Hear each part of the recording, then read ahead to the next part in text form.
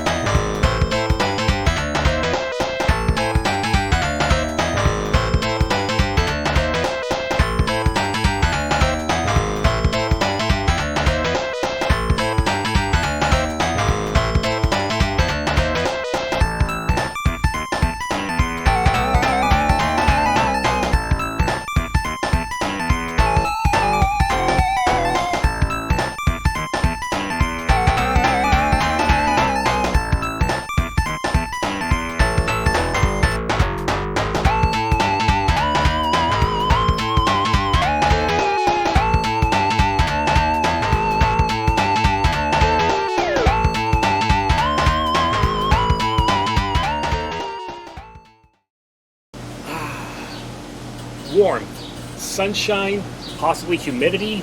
What can I say? Summer has finally arrived for us. This is another edition of the Wandering Ukie Cheese Cafe grilling edition. Yeah, haven't done a full episode in a little while because I was just taking it easy and just working on a few snippets.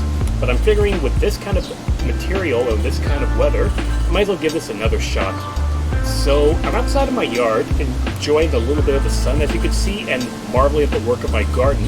It's amazing that about a month afterwards, I got a lot of stuff that's grown pretty well. Not to mention some grass that's really starting to come a lot full. It's a lot of work, but it sure paid off in the end. And to kind of reward myself, I'm going to be doing today a little maple whiskey salmon, or maple whiskey trout, I should say technically. Trout tastes as good as salmon, if not better, but for some reason it's a little bit more affordable than salmon. Salmon these days, you have to pay an arm and a leg to get that stuff, and I kind of value my appendages. I ain't going to be selling that stuff. If you remember some of my older videos in the past, you might have seen me whipping up some of these things at random before, but I thought I wanted to do this on the grill. I have all my ingredients and all my supplies. Let's get to this. But I guess before I do that, I should go for my usual routine. You know. There. It's going to be time to brew myself right now. And if you're wondering what's going to be on the brewing menu, if you guessed New England IPA, then you're right. That's exactly what I'm doing. Found a brewer that's called La Soif, and it's another New England IPA that's 5.5% called Orion. I don't know if these people are into like astrology or if they're listening to Metallica when they were coming up with this name, but it's bloody brilliant. I've already had one NEIPA from these guys in the past. This seems to be a brand new one. It also seems to have a very psychedelic label on here, and the thing I like about it, it says it's brewed right here in my hometown. Somehow my hometown is known for being a microbrewer, despite the fact that everyone around seems to drink like Coors Light. Yeah, well, sometimes they want to attract the fancy people like me. And I'm sure there are plenty of other fancy people around, because when that Boreal IPA de Nord-Est gets in stock, it flies off the shelf like mad. People do enjoy that. Yep, cloudy texture, unfiltered, looks like it's going to be a fruity one. Why not? Cheers to Sunday drinking.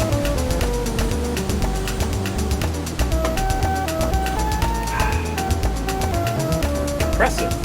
I accept it. So, just in case you're one of those people that has never grilled fish in the past, here's a little tutorial on one of the best ways you can do it. So, you could probably put your salmon directly on the grill and that will be fine, but one of the easiest things you can do is you get yourself a pack of these. These are cedar planks, and they come in a variety of sizes. These I got at Costco just because for the value that I got for these, they're actually better than if I got it like at a hardware store. And And they come like in two different sizes in that pack. These extra long ones, but then they also have it in half pieces. I guess just in case you wanted to do a small piece of fish. So, something to remember too. If you're gonna put this on a grill, don't put it right away on the grill, because with the heat and the wood on this thing, it's gonna start burning, it'll probably set on fire, and you don't wanna have any accidents happening in the house. So what you gotta do is you need to soak it down. This needs to absorb some water to get it wet, so that when it does burn, it's not gonna catch a blaze, it'll just soak it all up. Most people would say that you need to let it soak for minimum an hour. Sometimes it could be a couple of hours, but just as long as it's in for an hour, you're fine with that. Some people use it in a container, some people use it in their sink, like just put it face down in the sink and then hold it in. Me, my sink is a bit too small for this kind of plank, but I do want to soak it down. How am I gonna do this? You know what, I might have a brilliant idea now. Take two.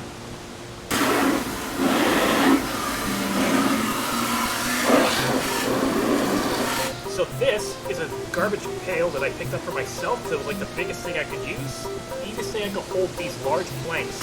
And I'm just gonna hold this down, fill it up with water, then let it sit for about an hour. Yeah, I've done this before with smaller things, and then to flip it around, like to make sure it all soaks up, I had to flip it up and down to kind of alternate. It's a bit of a pain, but you do what you gotta do whenever you want to have some good cooking.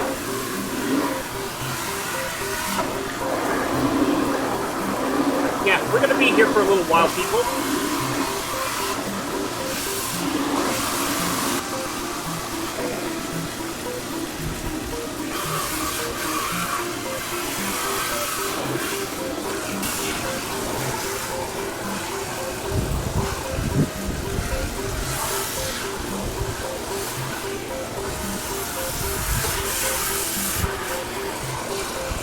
Stay down, stay down.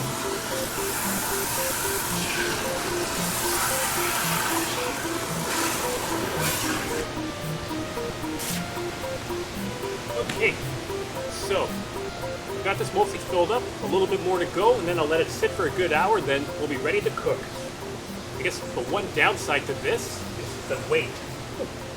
Okay, it's not so bad. I was afraid this thing would be so heavy that I'd be struggling to carry this around. Luckily, I don't have to embarrass myself on camera. Or at least not more so than usual. Now that I got that plank soaking and possibly stable for a little while, it's time to get to the next step of your fish, which is going to be your marinade. So you'll probably need like a small, maybe a medium mixing bowl to get all your stuff together. You're going to need a tablespoon, teaspoon, and one of these tablespoons here, just in case. So first thing is first, I guess you're going to need to have some maple syrup. That will take maybe around, I want to say 2 tablespoons worth, because you don't need to make maple syrup soup. As tasty as that sounds, trust me, it's not worth putting all that in. Oh, actually, you need 3 tablespoons. Sorry, I was checking my cheat sheet while I was putting this together. So let's see, we got 1, 2, and 3. I'm thinking I was kind of low on it, so I'm adding another, let's say 1/3 tablespoon just to make sure I have enough. Better to have too much than not enough. And again, you don't have to make maple syrup soup. I've done that with pancakes in the past where I put so much that you finish off your pancake, you got that layer of maple syrup on the bottom, you just think, I'm picking up the plate and I'm going to drink this stuff because why the hell not? And especially this day and age where maple syrup is so expensive, you really don't want to put that to waste. You know, because it's not like regular corn syrup where it's just sugar and water mixed together. At least that's what I think that syrup is. Anyways, you got 3 tablespoons of maple syrup. Then next you could do 2 tablespoons of Dijon mustard, which is actually the reason I took this kind of spoon, partially for mixing, but also because I don't want to dirty my other tablespoon and then have to keep rinsing it out again and again.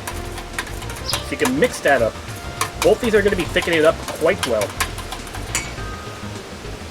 Now, if you're going to be cooking with whiskey, And I'm sure that a lot of you have tried to do that in the past to varying the levels of success, or you just like have a whiskey pure in your thing.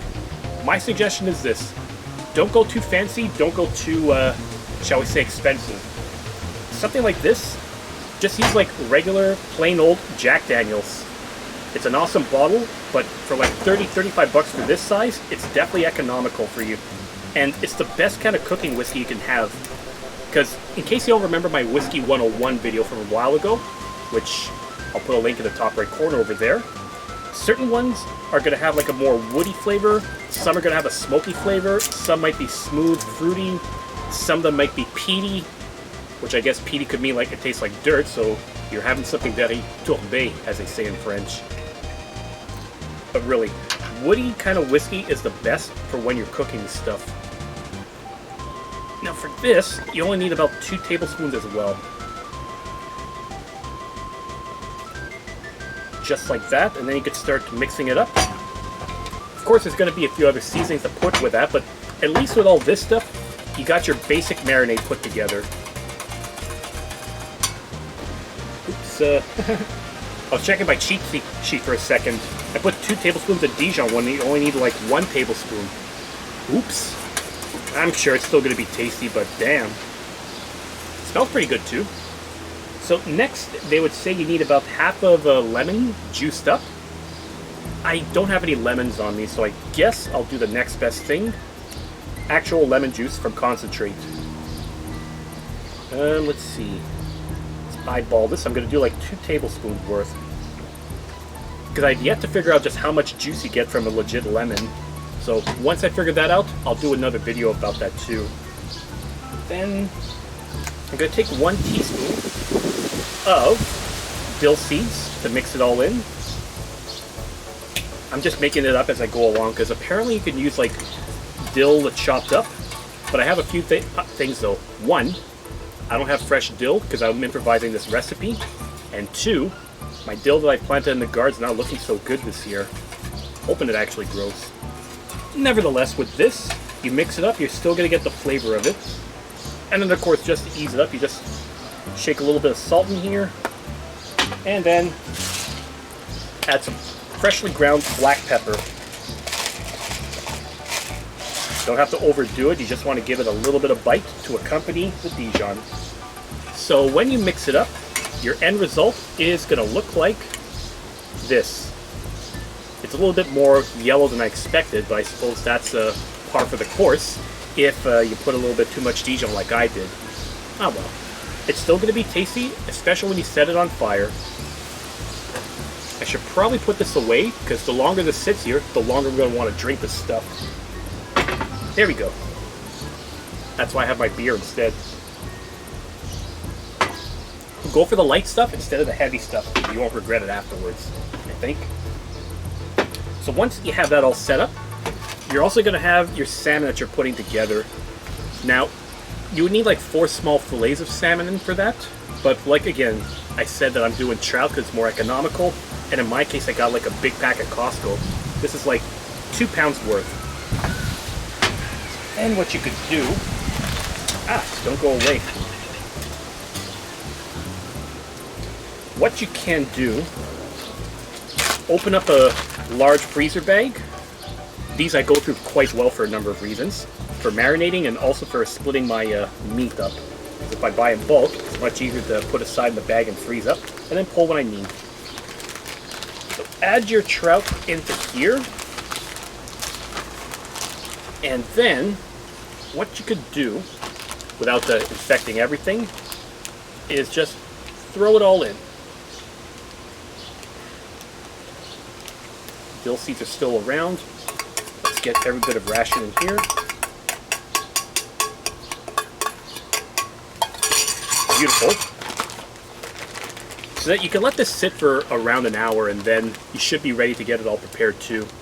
Just so around the time that the plank is going to be set, then you know it's time to get this grilled. But for now, I've got all the prep work I have done, so we're just going to sit back, relax, possibly wash up over here so I don't infect everything, and enjoy my brew. Hallelujah, everyone. Happy days. Well, while that fish and while that plank is getting all prepared, may as well get some of the fire started, get it cleaned up. Oh yeah, gotta clean up the mess from the last time I was barbecuing, which was on Friday, when I was with my friend doing the Diable de Capsafa de l'Apocalypso. Beautiful beer. And once again, top right corner, get to see that video of us just shooting the shit while drinking, just for the fun of it. It really felt good to be able to see friends again for the first time in a long time. I'm telling you, sometimes you don't realize how much you appreciate the little things in life until you lose it. Get this all out into the garden, and once again, I'll show you exactly what I'm doing with the meal later on.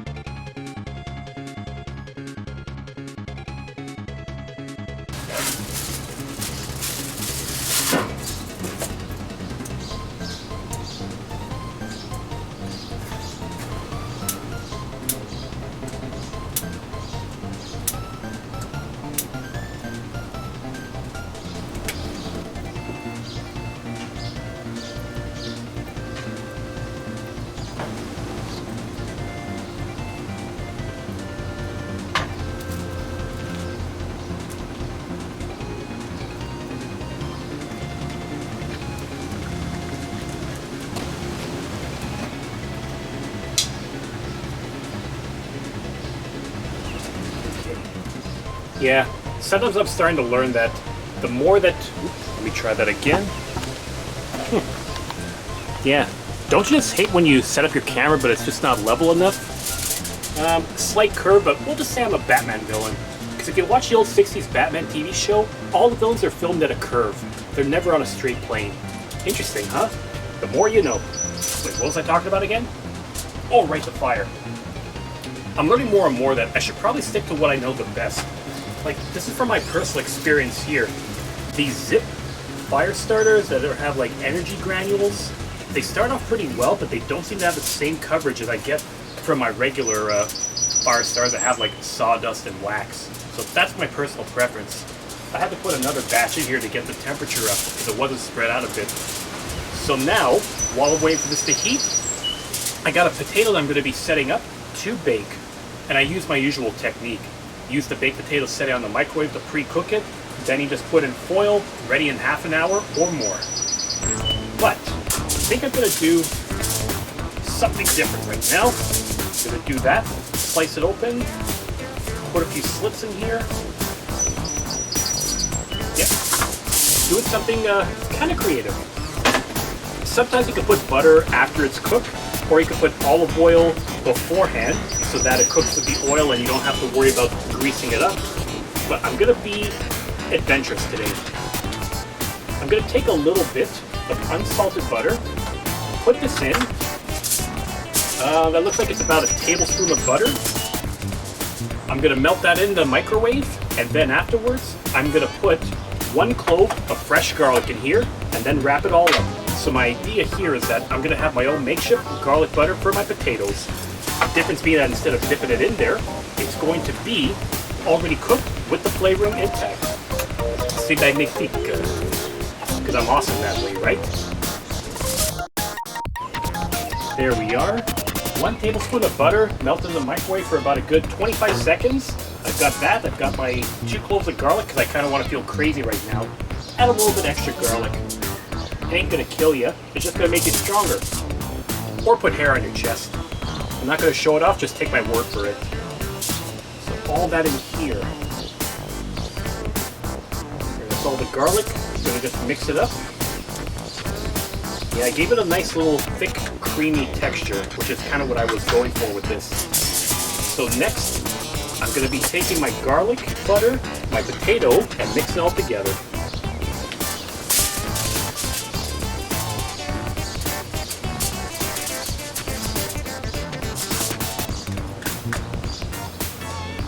So the idea here is that I'm just going to get this into the hole that I had sliced up in here so it penetrates completely. It doesn't have to be completely evenly spread, but just gets the overall flavoring in there. So next, close it up, wrap it up, and then you'll be set. Even with a second attempt, it didn't seem to work. I had to put a third attempt at firing this thing up, because I only reached 250 degrees. Once again, stick to what you know. That's the key element to all of this. Sometimes you change, and it's just going to be a little bit of failure. Well, while I'm waiting for that, I'm going to prep up the next part of my meal, which is another eggplant. I've talked about my love of eggplant before, but it bears repeating again. I love this stuff with a bit of basic avocado oil, sometimes a little salt. Even with the texture, it's tasty. You learn something new when you get older. Some people get stubborn in their old ways, I guess. Other times they might get more adventurous, possibly because they're a bit open-minded. Maybe they stop giving a fuck. I don't know how life works. It seems to be unique to everyone.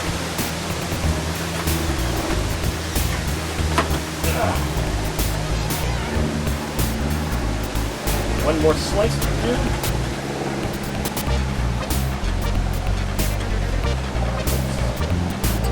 Oh yeah, make my life a little bit easier by doing it horizontally instead. There we go. And I'm kind of out of brew. Heavy winds are hitting us around here. I don't know what to think anymore. I don't think it's a storm. I just think Mother Nature's trying to mess with us again. Nothing's consistent. So like I said, I needed a brew. So I'm all out. My Orion IPA was excellent, but I want to move on to something a little bit lighter. Slightly lighter, still in the IPA territory.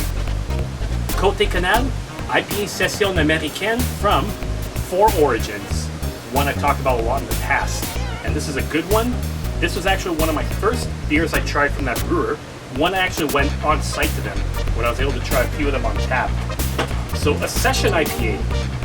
I had a friend who was telling me about this stuff, and it seemed like it came from England. Like, IPAs, you know, are very hoppy, very bitter. A session might be hoppy as well, but it usually has a lighter alcohol content. Sometimes it might be fruity too, just not to the same extent as a New England IPA. But apparently the idea was it originated in Britain. Let's say you were out for lunch, you want to have a beer like for your lunch in between parts of your shift. There's a good chance you would be having the session because it was a light brew that you can have at lunch without having to get so shit-faced before going back to work. That was actually the origin of it. I'm sure there's more stories that I don't realize, but hey, the more you know. Still delicious to this day, but it would be even more delicious if it was served on tap. I miss having beer on tap. That was some good shit. Okay, 300 degrees at last. 50 more degrees, I'll get the grill on, get the fire going, and then we can get the potato all fired up, and then the eggplant fired up too. And then once that's done, our fish is going to be wooded up. Wait, wooded up. Is that even a verb? 330 degrees. That's practically 350. Time to get this sucker on. And in case the fire's not roaring just hard enough, I'm going to give it a bit of time like my usual technique. Keep the grill on here to preheat, and then whatever grease I have left over, I'm just going to scrape it off. It'll go into the charcoal in the embers, and it'll get it roaring even more. That's a key thing. You don't have to clean off your grill before you put it back on. Save it there, scrape it off, and you'll be able to preserve your flame. Efficiency, that's what it is.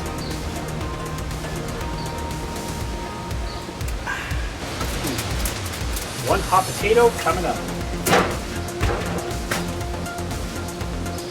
And then once that's done, I'll oil up my eggplant, get started on the rest.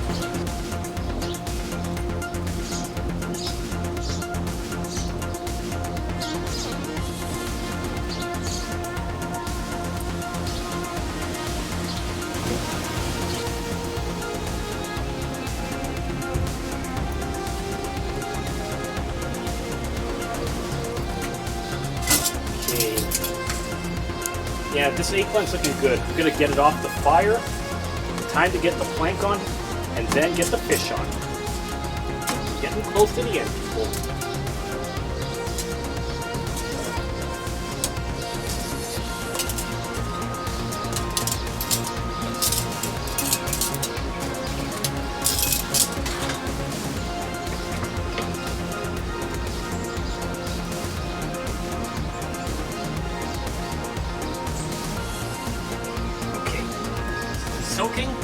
this on, just like that. And what I am going to do is I'm going to oil up the plank over here so that my fish doesn't stick completely on it. Yeah, I'm sure with all the marinade it's not going to make a difference, but better safe than sorry. And I got all this oil that I got to put to use. So now that that's done, time for the pièce de résistance. So once you're done with this, put it on and then let it cook with the lid closed for about a good, I want to say 15 minutes. That's really all you need. I still have some marinade left here. So yeah, there's still some marinade, and I have a good idea. I'm going to take my other fish, put it in here, but freeze it. That way, whenever I want to do it again, it's there. Smart thinking, everyone. Okay, I got less than 5 minutes to go. Let's see how this fish is doing. Oh yeah, it's cooking really well. Looks like it's marinating. It's kind of crisping up on some edges here. And once again, just to give you a recap, this is a big reason why you soak your cedar plank before you cook it. As you can see over here, it's been exposed to all the flames and the fire down below. But because it's been soaking in water, it's got a protective layer in there, so it's not going to go up in flames and burn and then go to hell. The water actually gives like a bit of a shield. I forget how long this potato is cooking for, but I'm going to leave it a little further, because an overcooked potato is it's better than an undercooked potato, and there's a truth to that. Never undercook potatoes. So 5 more minutes, this thing will be ready, and then you can start chowing down.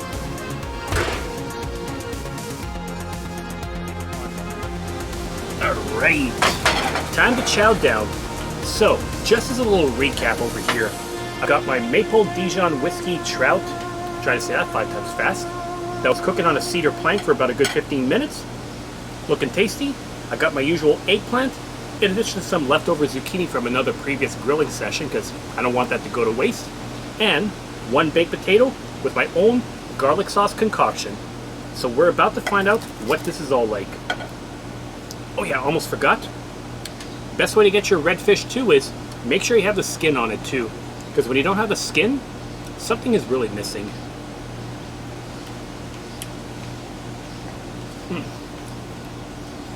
Delicious.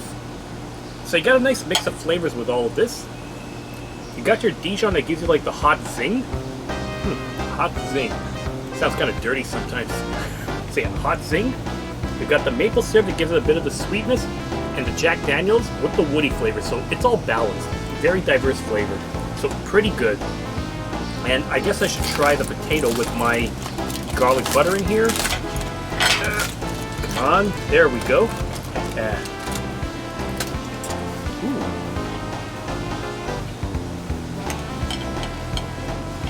The smell is already hitting me too, so I know I'm kind of stoked about it. Simple but satisfying. All you need is a little bit of extra salt and you're fine. So nice meal. And as my final magic trick, I'm going to pound a light blonde check. No, for those of you who think it's a dirty expression, no, that's not what I'm talking about. I'm talking about doing a final ration. I'm going to be doing a style of Pramen Kava, 4.2% Czech-inspired blonde. It's like the perfect way to wrap up a Sunday afternoon for grilling and for sunshine. And luckily enough, this one didn't explode on me like it did during the pizza video. If you do insist on making me take 2. If you do insist on seeing me make an ass of myself with an exploding beer, go up here. You'll watch me make pizza, and you'll watch me see an exploding check. Not bad. What more can you ask for on a Sunday evening before the weekend is over? So, everyone, thanks for watching this edition of the Wandering Ukie Cheese Cafe. So if you like what you see, true. Subscribe below to the channel if you want to see any future updates. Give this video a thumbs up if you like what I'm doing, and keep sharing it with anyone you think is going to enjoy it. Cheers, y'all.